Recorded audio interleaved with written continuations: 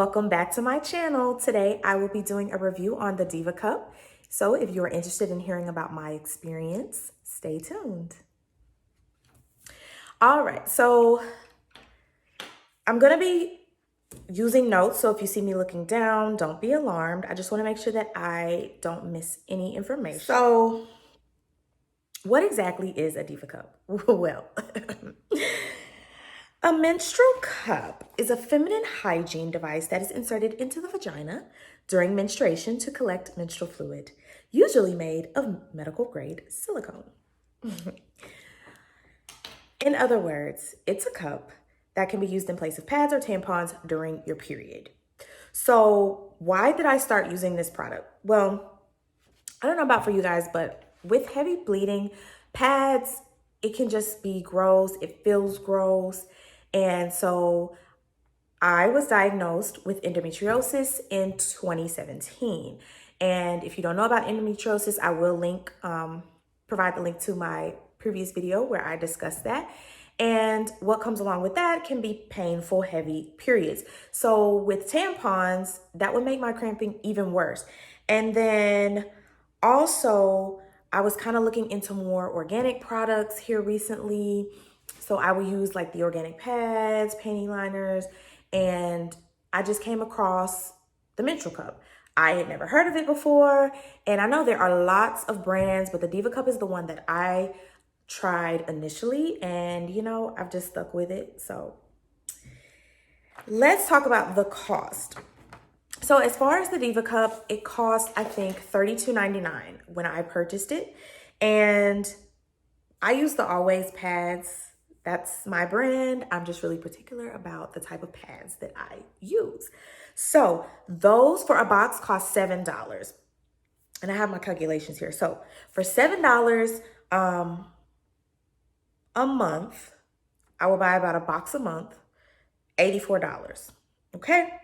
Tampons, about $7 a box. I may not use a complete box for the entire year, but I kind of guesstimated the number of boxes that I would buy in a year, and that will come out to $42.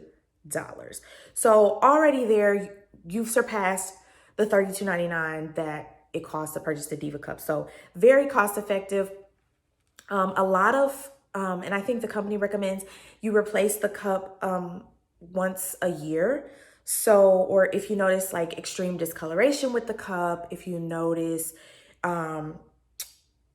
any signs of like deterioration, like it's breaking down, it's got a hole, you know, anything like that, of course, you would definitely want to replace your cup. So let's actually look at it. So it comes in this cute little bag. So you keep it in this bag in between uses. And then this is what it actually looks like. So it's just a little cup. Ignore these nails, okay? It's just a little cup. It has measurements. You probably can't see a little bit here, but measurements, and it has ounces as well as milliliters. So yeah, this is what it looks like, okay? Now, as far as the sizing, when I purchased, there were only two sizes, and I believe it was model 1 and model 2. Now they do have a model 0, and I think that one is more so for teens, so under 19 years of age. Model 1, that's the one that I actually have, that I purchased for 19 to 30, medium flow. And then the model 2, I think, is for over 30 and more of a heavier flow. On the website, they do actually have kind of like a computer generated thing that you can go through where to ask your age, whether or not you've had children, what type of flow you have, and it will kind of give you guidance on which size would be best for you. So I do recommend going by, you know, what the manufacturer recommends. Whether you decide to use the Diva cup or any other menstrual cup, the company should be able to give you insight on which size to choose. Here's a side note. So there's like a little stem here, and this is what you use to kind of grab to remove the cup. And so I trimmed this little stem, okay? So everybody's vaginal canal is a different length. So the stem, the way that it comes, it could be too long for you, could cause some discomfort. So I do recommend, of course, try it out first. If you feel like the stem is too long, trim it just a bit, but you obviously don't want to remove the entire stem because then you will have difficulty removing the cup. So that's just a little side note. Not all the cups, like I said, have the stem. They're all a little bit different. And maybe eventually I will try some different ones. But for now, if it ain't broke, we're not trying to fix it, okay? So, insertion technique. How do I use this thing? First of all, wash your hands, okay? Anytime that you're inserting anything into the vagina, we want to make sure that it's clean, sanitized. So just make sure you're washing your hands before you're doing anything down there, really. So the company does have a lot of videos that you can look at on their website, but I'll just show you here. So if you can see, you want to fold the inside like so, and then you're gonna just fold it all together so it should look like this, okay? And then you're going to insert into the vagina, and you wanna push it up and then kind of give it a twist so that that fold kind of opens up, and then, kind of give it a little push up, and it should kind of lock and seal around the cervix, okay? Just like so. So how to remove your cup. So when you go to remove your cup, you want to, it's sealed into your cervix like so. So you want to reach into the vagina with your fingers. I use my thumb and index finger and just kind of pinch a little bit to break that seal, and then pull down. And as it gets lower, just bring it on down. And just make sure that you keep the cup upright because, of course, you don't want to spill anything, make a mess. So yeah, it's pretty simple. The insertion and the removal, it's really a very simple process. You're going to get your hands dirty, but that's okay. Now, cleaning this device. Before your first use, you want to boil it for 5 to 10 minutes. Some people do recommend boiling it in between cycles as well. I do that.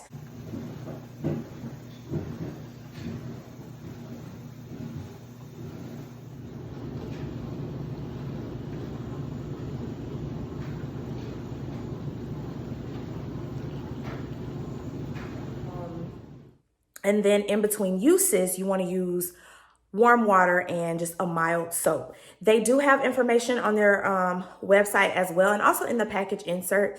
Once you purchase, it tells you which types of soaps to avoid. I think oil-based for sure. So just be careful about that. You just want to use something really mild, unscented, something that's not going to damage the materials, and something that won't be irritating to the vaginal tissues as well.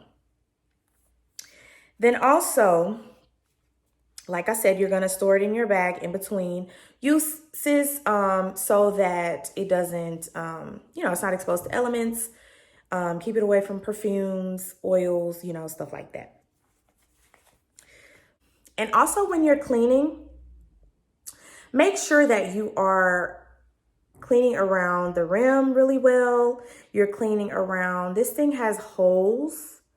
And I think it helps with, I guess, the seal, or I don't know. But anyway, it has something to do with how it works.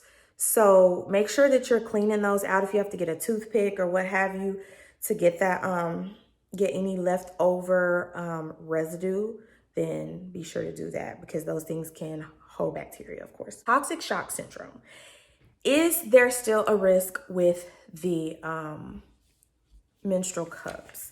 So the answer is yes. And for those who don't know what toxic shock syndrome is, again, I'm going to be referring to my paper here.